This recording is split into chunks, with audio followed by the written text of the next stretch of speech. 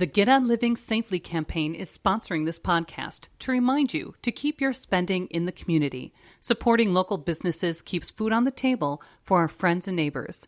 Follow them on social media and learn more at getonlivingsafely.com.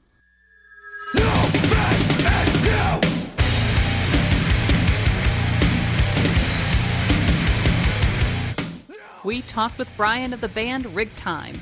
As you can hear, these guys are loud, aggressive, and fun. We discuss influences, the path of the band, their live shows as a two-piece, and how COVID has affected their process in touring and making music. You can find more conversations on our website, lacrosselocal.com. I'm Amy. And I'm Brent. And this is Lacrosse Local. My name is Bryan W. Fleming. I was born in the South Milwaukee area. I've been living in La Crosse for about 9 years now, and originally I got into music pretty much since I was born. I've been obsessed with music. It's just been something all of my memories are attached to, and I would try to touch any instrument that I could until I was 12 is when I officially started playing guitar, and since then it's been a nonstop roller coaster of never being able to put it down. So you have your nationally touring band Rig Time. How did that come together?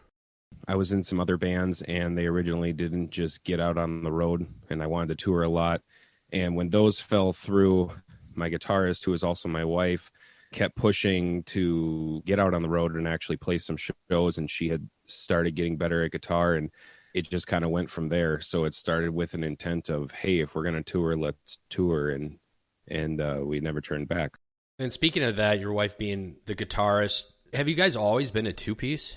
We originally started as a three-piece, and we had two permanent bass players at one point, and then we had some people fill in before, but just didn't work out. A lot of times it's the touring issue of being able to keep with it as much, just because we try to hit around 100 shows a year all over the country. We kind of got backed into being a two-piece 3 days before 3 weeks of touring once.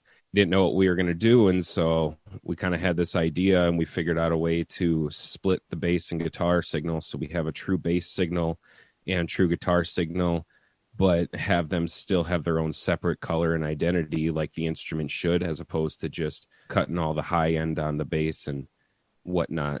And we realized we had something kind of special there, and we've just built on it since. So that's something that just caught me immediately when I checked out some of your live show videos. I mean, you guys are loud, aggressive, kind of untraditional, and the spectacle of just having a two-piece band being this sort of like aggressive and loud is really entertaining. What are some of your musical influences, but also just kind of your like stage presence? I think the two-piece really kind of almost adds to it versus taking it away.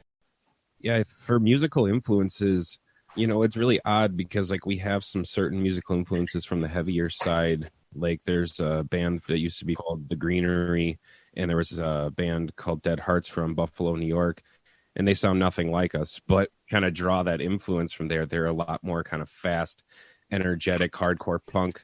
So we're really into that kind of stuff, but we also really into like old new metal and a lot of really strong drum grooves and things like that. But we like doom metal like Candlemass and modern kind of doom hardcore sludge like Left Behind, the Acacia Strain, stuff like that. So it kind of bounces all over the place, but at the same time, my favorite band in the world is Deftones, and my favorite album is Third Eye Blind, self-titled. So all over the place, but that's kind of our main core. I think we're more influenced by life in general than we are a specific artist. I mean, and I've only seen you guys through the various videos. Maybe you can only do so much when you're drumming and singing. But I mean, the stage presence to me, I don't know if it's just the two people just kind of unleashing this sound. I mean, how has that just come about? I mean, it's just the nature of the way you guys play. Well, the funny thing is I only started doing vocals out of necessity, because when we started the band, Rebecca was ready to play guitar and we had a bassist. And I was like, well, I've played drums. I can play drums, sure. And then it just kind of happened to be we need a vocalist too. So I said, well, I'll try that. And I'm a very energetic, passionate person. And, if I have a guitar in my hand, I'm the guy who's trying to run and jump off speakers. So when I'm behind the drums, I can't really do that. But I'm very passionate and and very into my songs when I'm playing them. So I think it's just kind of me wishing I could get up and jump into people instead of my kit. So what is the process for writing lyrics, the music, and then also how does it kind of translate to the studio? most of our songs, I'll just start with a riff and then it just kind of builds from there. Occasionally I'll get a lyrical idea when I grab a notepad sometimes when I'm at work because something just clicked in my head and I'll write something down.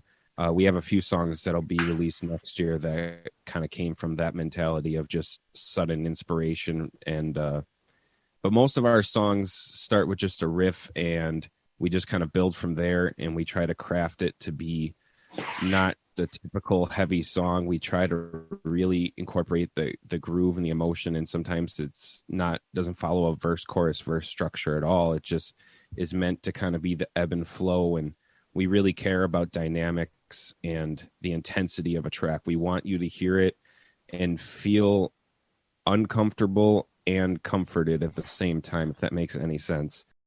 With writing music and actually playing it live, which you do, like you said, 100 plus shows a year, how does it translate to the studio? Are you like really fast and dirty, or do you, spend some time with it? When it comes to the studio, we have the mentality of if we can't play it live, we should not be playing it in the studio. We're kind of fussy about that. So when we recorded Sick of It back in 2016, that was 7 songs. And we did the entire thing, loaded in, loaded out, set up, recorded, tracked everything in 9 hours. We did that at Bricktop Recording in Chicago. And then when we did our full-length War in 2017, we did the same thing. We went there for 9 hours, and then we woke up the next morning and we added a couple of like guitar layers in the next 2 hours. So again, that whole 10-track album was done in an entire 11-hour span. So we try to get ourselves as familiar with the material as we can so that when we go into the studio, we can just knock it out as many as one takes. I remember blowing out my voice because I was just not singing correctly. I was just being dumb, I guess. 2 days before we recorded War.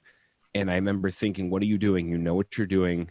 You need to work the right muscles, like calm down. So I didn't do anything for 2 days. And then we went there and I was real nervous and we got everything done. It came time for me to do vocals. And I did that entire album in like an hour and a half. Oh. Some playbacks and stuff. So I pretty much just knocked out most of the songs in one take. And that's just from us training to be as tight as we can and as familiar as we can with our muscle memory and everything to make sure that we can make it happen. That's wild. Last couple of years, it seems to be that you're just touring everywhere across the nation. I'm sure COVID has affected you. You mentioned, playing 100 plus shows. How has this experience been for you? It's been really strange spending the past 4 or 5 years as consistently on the road as we can to coming home and working inconsistent hours at our day jobs all the time and then back on the road to this year sitting at home all day, every day for myself. It's really strange, but we've been trying to make the best of it because we haven't really had a break. Usually we try to keep going because we'd write music, we record music, we'd go play a show. We started handling all of our own screen printing when it comes to art and things like that. I do all of that. So we're a very DIY band. We're very hands-on between the two of us to just do everything. I handle all the booking. We don't work with a booking agent or anything. So it's go, go, go, go, go. And then all of a sudden March 2020 hit and I didn't know what to do with myself. So I'd say that we've made the best of it overall because we've fine-tuned and crafted our new material a lot more than it was. Originally, we were going to try and release our next full length in this last May, but we decided that we weren't ready for that. And just because we had the time, we wanted to use the time. That's why we weren't ready. We figured, hey, we could probably make this stuff better. So we developed a few more songs and we actually have 2 different releases planned for 2021. You're talking about the releases and this time of kind of allowing you to kind of set up and work on different aspects of the band and the merch. What's next for you guys? I mean, what are you looking forward to? One thing I do say is when people ask when we're going to tour again, my response is we will tour when it's smart. Because technically we could tour right now, but we believe that it's not smart to do. I know people that are playing shows, and yes, I would love to play shows, but I don't want to play shows and have to be a contributing factor to anyone else getting sick, whatever your take is on it. I'm not a scientist, and I'm not going to go and pretend that I am on Facebook. So when it comes to touring, as soon as we can, as soon as it's smart to do it, we will. As for releases, we do have 2 releases planned that'll be announcing in the next few months here. Something we're very excited about. It's a new step, a new journey. So you'll definitely want to watch our Facebook and stuff for that. Just because of this whole extra time thing, we decided, let's have a little bit of fun with it. And we're going to do another cover that we had talked about doing over the years and never had the opportunity because it was, nope, don't have time. Got to get on the road. Got to go tour. So, but that's pretty much it. We got a lot of music. We have 15 original songs that should all be dropping in 2021. So anyone who's been waiting for new music is going to get it. Cool. So if people want to follow along, what's the best venue for them to check out? Your website, social media? You can get all of our material pretty easily accessible on www.rig-time.com. Otherwise, if you're a Facebook person, we post there actively. Instagram, Twitter. We are available on Spotify and pretty much every single streaming outlet you can think of. We're available on Bandcamp, Apple Music, Deezer, Tidal, anything like that.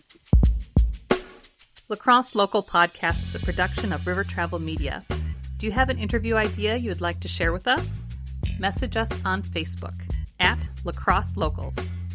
Subscribe to the La Crosse Local Podcast on your favorite podcast app. If you like us, rate us 5 stars. We thank you for it.